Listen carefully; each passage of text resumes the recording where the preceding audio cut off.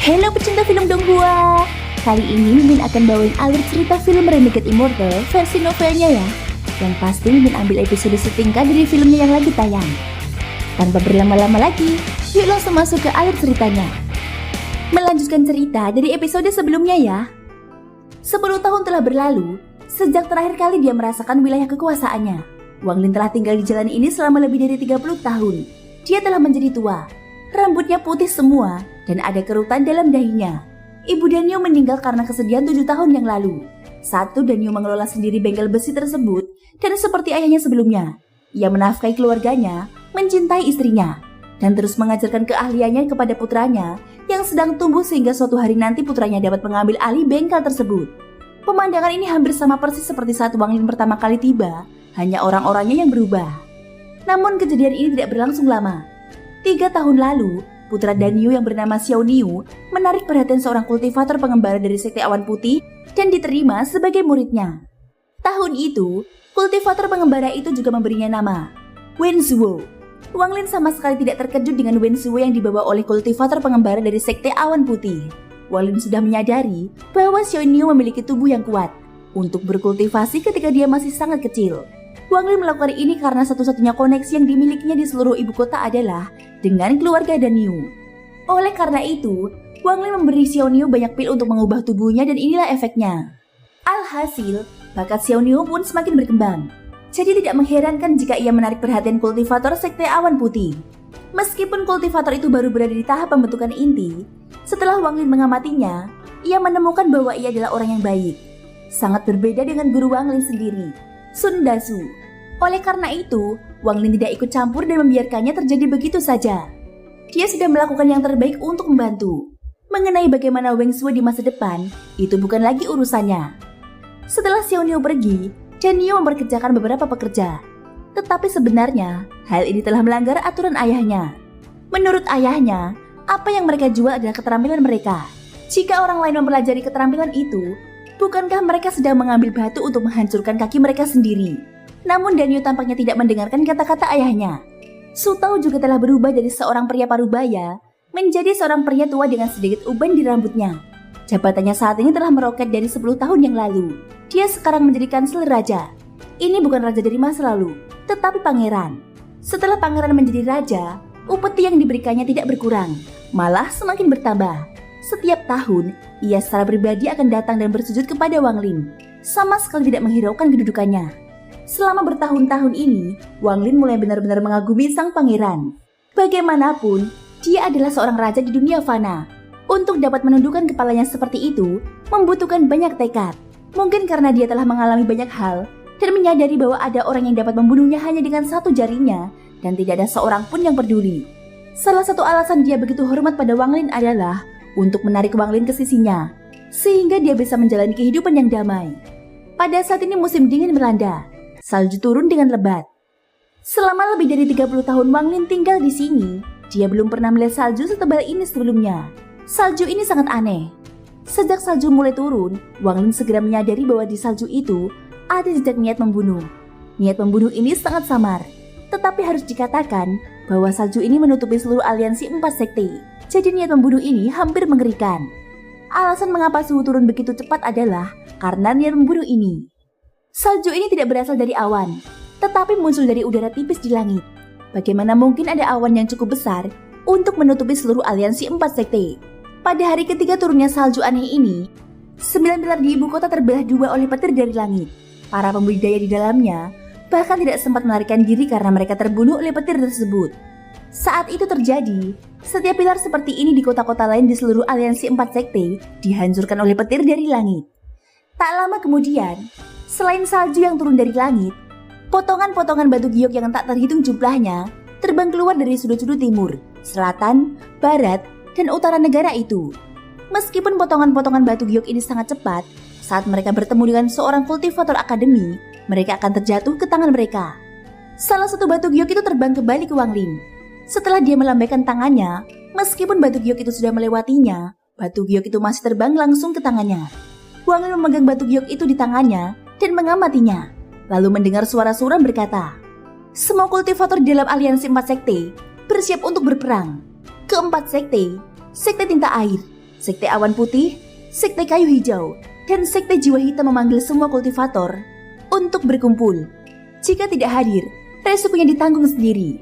Wang Lin merenung sejenak sebelum menghancurkan batu giok di tangannya. Dia menghilang dari tokonya, dan ketika dia muncul kembali, dia berada di langit di atas ibu kota. Setelah dia muncul, tubuhnya tiba-tiba bergerak dan terus terbang. Lebih dari 10.000 km di udara, dia menemukan sumber salju. Wang Lin menatap langit sejenak. Akhirnya dia bisa melihat apa yang sedang terjadi. Dia bisa melihat riak-riak samar pembatasan di area tersebut. Mereka tampaknya menyembunyikan sumber salju. Jika itu adalah teknik lain, Wang Lin mungkin akan kesulitan menerobosnya. Tetapi selama itu adalah batasan, dia tidak takut. Tangan kanannya mengusap matanya, dan cahaya aneh bersinar dari matanya. Dia menatap udara untuk waktu yang sangat lama, dan kemudian tangannya mulai bergerak. Setelah setengah jam, batasan yang tak terhitung jumlahnya muncul di sekelilingnya. Lingkaran ilusi itu mendarat di udara, dan asap putih muncul.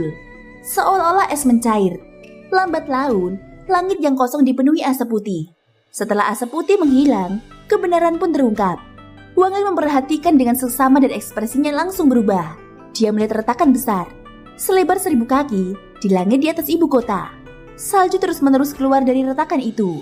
Wang Lin memindai area tersebut dengan indera keilahiannya, dan menemukan bahwa setidaknya ada 100 batasan seperti ini dalam radius 10.000 km.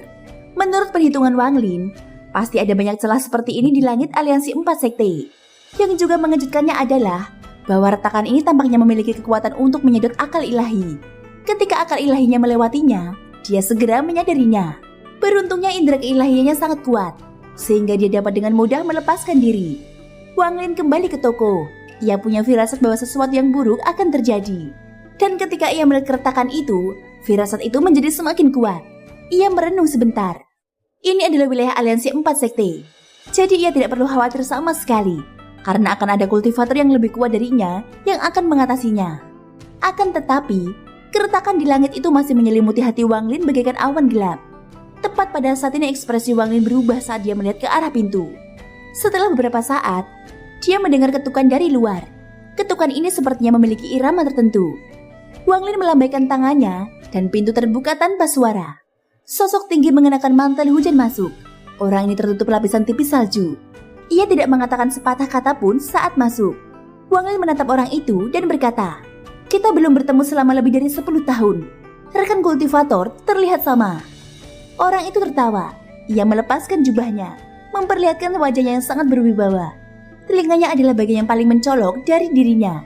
Ini adalah kultivator bertelinga besar, Su Wutai. Su Wutai duduk di sebelah Wang Lin. Ia mengambil kendi anggur yang ada di meja Wang Lin. Ia tidak menggunakan cangkir dan langsung meneguknya dari kendi itu. Wang Lin menatap Su Wutai. Dibandingkan dengan 10 tahun yang lalu, ada beberapa garis kerutan di wajahnya. Jelas ada sesuatu yang membuatnya sangat khawatir dalam 10 tahun terakhir. Mengenai kultivasinya, dia telah membuat beberapa kemajuan sejak 10 tahun lalu, tetapi masih sedikit di bawah Wang Lin. Bagaimanapun, domain kehidupan dan kematian yang dialami Wang Lin memberinya pemahaman lebih dalam. Setelah sekian lama, Wutai menghela nafas. Dia tersenyum kecut dan berkata, "Saudara Wang, sepertinya kamu telah melangkah lebih jauh daripada aku. Sepertinya aku berjalan di tempat selama 10 tahun terakhir," ucap kultivator Wutai. Ekspresi Wang Lin tampak tenang saat dia melambaikan tangannya, dan kendi anggur lainnya muncul. Dia menyesapnya, menggelengkan kepalanya, dan berkata, "Itu hanya keberuntungan." Su Wutai menghela nafas. Ia menundukkan kepalanya dan melihat ukiran kayu yang dari tadi ia perhatikan sambil berkata perlahan, "Domain waktu milik Master King Song telah kau ukir. Ukiran kayu ini sudah dapat dianggap sebagai harta sihir berkualitas tinggi di antara para kultivator jiwa baru lahir. 10 tahun yang lalu, saudara Wang tidak dapat melakukan ini. Tetapi hanya dalam 10 tahun, kau telah meningkat pesat. Aku terkesan." Wang Lin tersenyum dan berkata, "Jika kamu menyukainya, aku bisa memberikannya kepadamu." Su Wutai terkejut. Pandangan rumit di matanya menjadi semakin dalam. "Terima kasih," ucap Wutai sambil mengeluarkan sepotong batu giok. Kebenciannya terhadap Wang Lin sedikit berkurang. Untuk bisa memberikan harta karun seperti ini begitu saja, hanya sedikit orang yang bisa memiliki mentalitas seperti itu. Dia percaya bahwa selama dia memiliki ukiran kayu ini, bahkan jika dia tidak bisa mendapatkan domain waktu, dia masih bisa memahaminya sedikit. Namun yang paling sulit baginya adalah bagaimana memilih. Lagi pula ranah yang sedang dia pahami saat ini sangat jauh dari ranah tersebut. Akibatnya, terjadilah beberapa konflik. Saudara Wang, aku mengaku kalah. Jadi tolong berikan aku obsesi lain untuk dihadapi. Aku tidak menginginkan ukiran kayu ini lagi. Dan kamu dapat memiliki giok ini. Ini berisi teknik pembentukan jiwa. Mata Wang Lin memancarkan cahaya aneh saat dia menatap Zhou Wutai dengan seksama. Ketika dia menghadiahkan ukiran kayu itu kepada Zhou Wutai, dia memang memiliki maksud tersembunyi. Tetapi Zhou Wutai dapat segera menyadarinya dan menyerah untuk mengalami domain waktu demi mempertahankan domainnya saat ini. Wang Lin jarang bertemu orang seperti ini. Dia tersenyum dan mengangguk. Jika begitu, maka aku tidak akan menggodamu lagi. Setelah itu dia mengambil batu giok itu dan mengamatinya dengan indera ilahinya. Kemudian dia dengan tenang meletakkannya di samping. Zhou Wutai dengan enggan mengalihkan pandangannya dari ukiran kayu itu.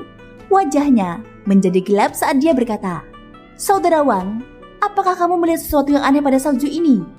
Wang Lin merenung sejenak.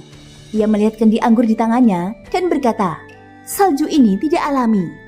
Mata Zhou Wutai berbinar. Ia berkata, "Benar, ada niat membunuh di dalam salju. Saat ini seluruh aliansi 4 sekte tertutup salju.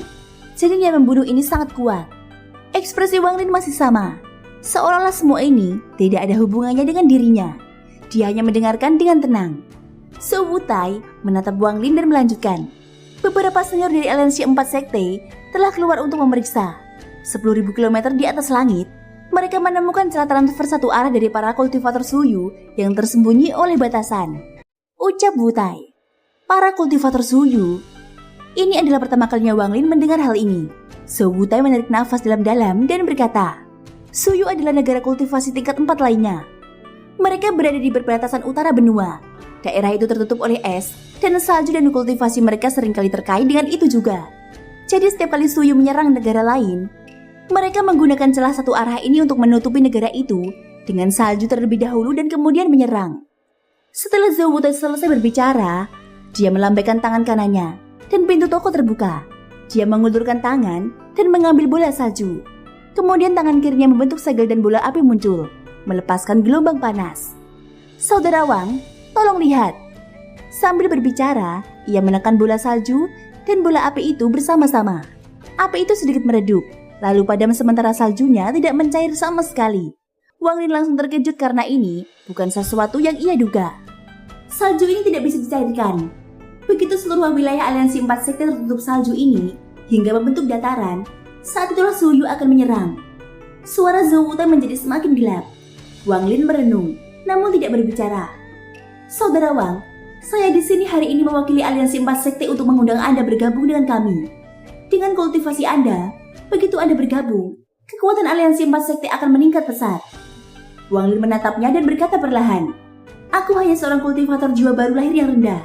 Ada lebih banyak kultivator dengan tingkat kultivasi yang lebih tinggi daripada aku di aliansi 4 sekte. Jadi aku tidak akan memberikan banyak pengaruh."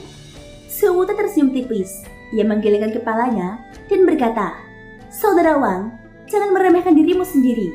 Dengan tingkat kultivasimu saat ini, kau hanya butuh beberapa tahun lagi. Begitu kau mencapai tahap pembentukan jiwa, aliansi 4 sekte akan mendapatkan seorang kultivator pembentukan jiwa lagi. Itulah alasan utama aku datang ke sini hari ini."